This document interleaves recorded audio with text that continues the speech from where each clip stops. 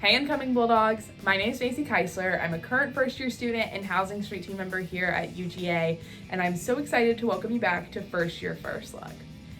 In today's episode, we're going to be going over suite style dorms and what to expect if you live in one, so let's go.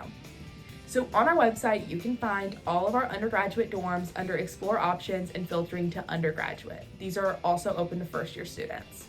So O House is going to be a double occupancy room with a connecting bathroom that connects to another double occupancy room. So that would be 4 people to 1 bathroom.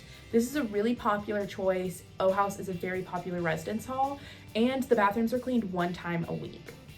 It is important to remember that there is still only 2 people to 1 roommate group, so there would never be a roommate group with 4 people just because you're planning to live in O House. There are other options if you don't want to share a bathroom with 3 other people. You can pick just a double with a private bath, and great places to look at if you're interested in one of these would be Rutherford, Reed, or really anywhere on Myers Quad. No matter what style of dorm you want to live in, I'm sure that there is a place for you on campus, so have fun exploring our website, and as always, go Dogs!